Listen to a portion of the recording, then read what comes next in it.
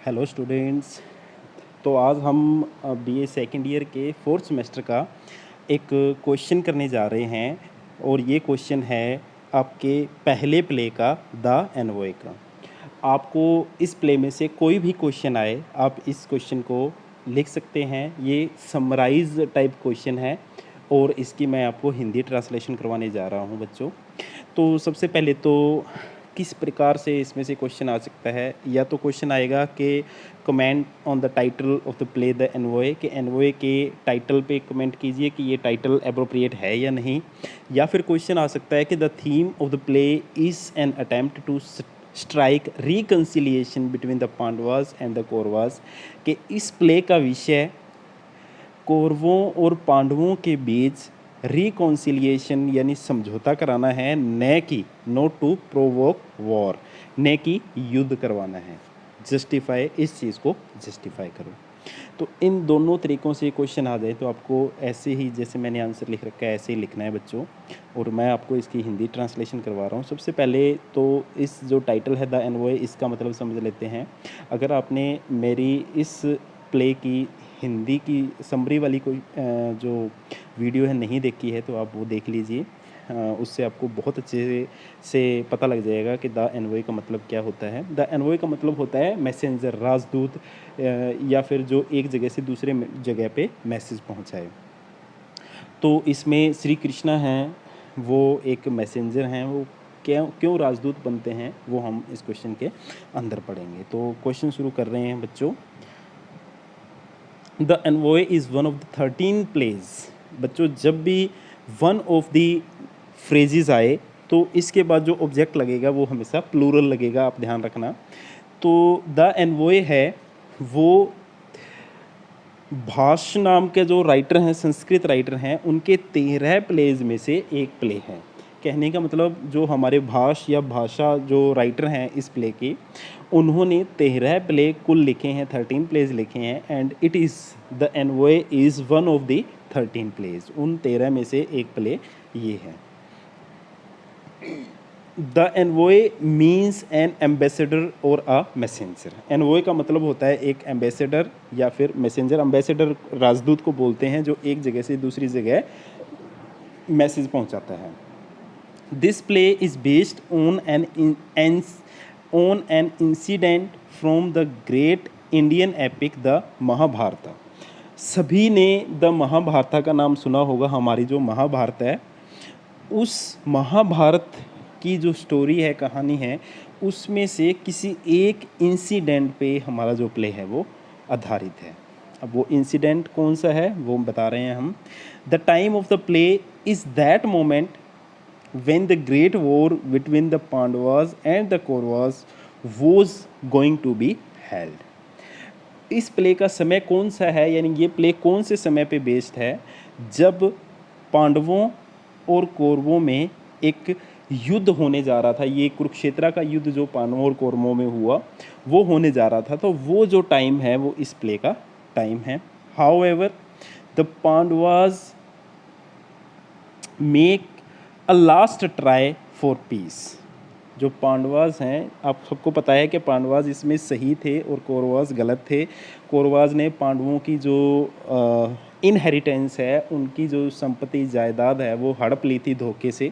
तो पांडवास ने बोला कि हमें ये संपत्ति दे दो और हम युद्ध नहीं लड़ेंगे। तो वो जो कौरवास हैं वो माने नहीं। तो पांडवास लास्ट ट्राई कर रहे हैं। लास्ट ट्राई क्या कर रहे हैं, वो कृष्ण जी को एक राजदूत बना के कौरवों के पास भेज रहे हैं। The Pandavas make last try for peace. शांति के लिए उन्होंने एक आखिरी कोशिश की। They send Krishna as their envoy to the Kaurava court to plead them to avoid war by giving the Pandavas their rightful inheritance.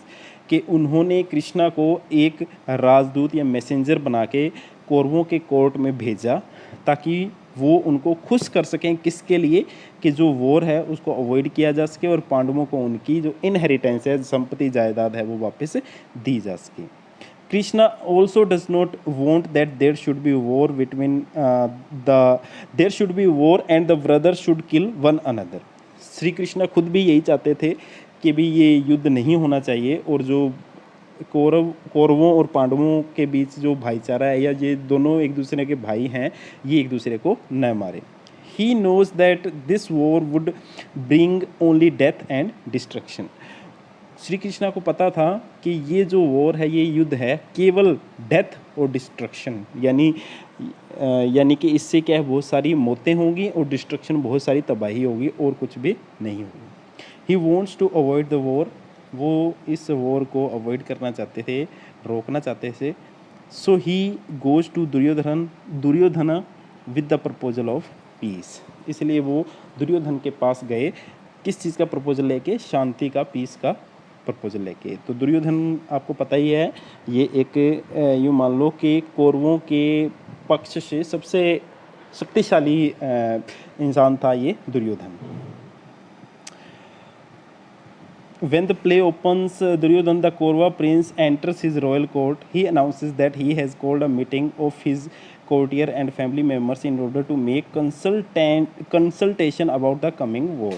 तो जब ये प्ले शुरू होता है तो दुर्योधन, जो कि कौरवों का प्रिंस है, वो अपने कोर्ट में एंटर होता है और वो अनाउंस करता है कि उसने ये जो मीटिंग है वो किस लिए बुलाई है, किन की मीटिंग है, ये कोर्टियर्स जो मंत्रिमंडल है उनकी मीटिंग क्यों बुलाई है, और फैमिली मेम्बर्स की, ताकि जो ऑन गोइंग वॉर है, जो यानी कि कौरवों और पांडवों के बीच जो युद्ध हो रहा है, उसकी कंसल्टेशन के लिए, कि भाई इस युद्ध में हम कैसे लड़ेंगे, सारी तैयारियों के लिए उसने ये जो मीटिंग है वो बुलाई है। He tells them that he has a force of 11 armies. अब वो अपने मंत्रियों को बताता है कि हमारे पास 11 आर्मीज़ के फोर्स है। He asks them to as to who should be the commander of these armies. और वो सबसे पूछता है कि इन सभी आर्मीज़ का कमांडर इन चीफ, यानी कि मेजर है, वो कौन होगा। Then he proposes that Bhishma should be made the commander. यहाँ पे बी आएगा बच्चों, कि जो भीष्म है वो उसको कमांडर बना दिया जाना चाहिए। Just then the chamberlain announces that lord Krishna has come to meet him and others. तभी चैम्बरलेन यानी जो द्वारपाल है वो आता है और अनाउंस करता है कि श्री कृष्णा हैं जो वो आए हैं दुर्योधन और अन्य जो मंत्रिमंडल है उनसे मिलने दुर्योधन आए हैं। The Chamberlain calls Krishna the best of man. Chamberlain यानी जो द्वारपाल है वो कृष्णा को बोलता है कि जो सबसे अच्छा इंसान है दुनिया का वो आया है। At this Duryodhana becomes angry and says that Krishna is only a coward. कि कृष्णा है वो एक काऊ हर्ड होता है, जो गाय चराने वाला होता है, कि कृष्णा तो एक गाय का चराने वाला ग्वाला है, तो वो कैसे बेस्ट ऑफ द मैन हो सकता है। तो वो इस चीज़ पे क्या है, गुस्सा हो जाता है। Duryodhan wants insult Krishna. दुर्योधन है वो कृष्ण की इंसल्ट करना चाहता है। He tells the assembled princes that when Krishna enters they should not stand up. तो वो उन कृष्ण की बेइज्जती करने के लिए अपने सभी मंत्रियों से बोलता है कि जैसे ही कृष्ण एंटर करें किसी को भी खड़ा नहीं होना है उसकी इज्जत में। He decides that when Krishna comes he will keep looking a painting which shows Draupadi being dragged by her hair the Kaurava court. कि भी जब जैसे ही कृष्णा आएंगे तो वो उस पेंटिंग की तरफ देखने लगेगा जिसमें द्रौपदी को उसके बालों से पकड़ के कौरवों के कोर्ट में लाया जा रहा है। He orders the painting to be brought. वो ऑर्डर करता है कि जो वो पेंटिंग है वो लाई जाए। The picture shows that Dushasana is dragging Draupadi by her hair. ये पिक्चर है, ये दिखा रही है कि भाई दुशासन है वो द्रौपदी को उसके बालों से खींच के कोर्ट में लेके आ रहा है। Draupadi is full of terror and shame at her insult. Draupadi की आंखों में टेरर और शेम यानी कि शर्म दोनों देखी जा सकती हैं क्योंकि उसकी इंसल्ट हो रही है। Krishna tells Duryodhana that his brothers that is the Pandavas have suffered greatly. Krishna अब दुर्योधन को समझाता है कि उसके जो भाई हैं यानी कि जो पांडवास हैं वो बहुत बुरी तरीके से सफ़र कर रहे हैं, उन्हें बहुत परेशानी हो रही है। Now they want that their due share of the kingdom should be given to them. अब वो चाह रहे हैं कि उनका जो किंगडम में, जो राज्य में उनका जो हिस्सा है वो उनको दे दिया जाए। But Duryodhana is a wicked man. Duryodhana एक शैतान आदमी है, एक कमज़ोर आदमी है। He says that he is not ready to give anything to the Pandavas.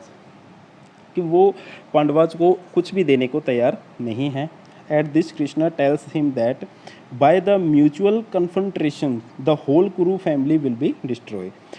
Krishna बोलता है कि अगर ये युद्ध होता है, म्यूचुअल कन्फ्रंटेशन होता है कि भी आपसी जो लड़ाई है उससे क्या होगा, जो पूरा कुरु फैमिली है, जो कुरु वंश है वो डिस्ट्रॉय हो जाएगा। But Duryodhana rejects his peace proposal. तो दुर्योधन है उसका श्री कृष्णा का पीस का जो प्रपोजल है वो उसको रिजेक्ट कर देता है। ही इवन इंसल्ट्स कृष्णा, वो कृष्ण की इंसल्ट भी करता है। कृष्णा बिकम्स एंग्री, जिस पे कृष्ण हैं वो नाराज़ हो जाते हैं, गुस्सा हो जाते हैं। He leaves Duryodhan's court and comes away from there. तो वो दुर्योधन के कोर्ट से को छोड़ देते हैं और वहाँ से आ जाते हैं। Thus the theme of the play is to bring reconciliation between the Pandavas and the Kurus and not to provoke war. इस प्रकार हम कह सकते हैं इस प्ले की जो थीम है, विषय है, वो पांडवाज और कौरवों के बीच रिकन्सिलिएशन, समझौता करवाना है, न कि वार को बढ़ावा देना है। तो बच्चों ऐसे आपको इसका क्वेश्चन है वो अटैम्प्ट करना है। Thank you very much.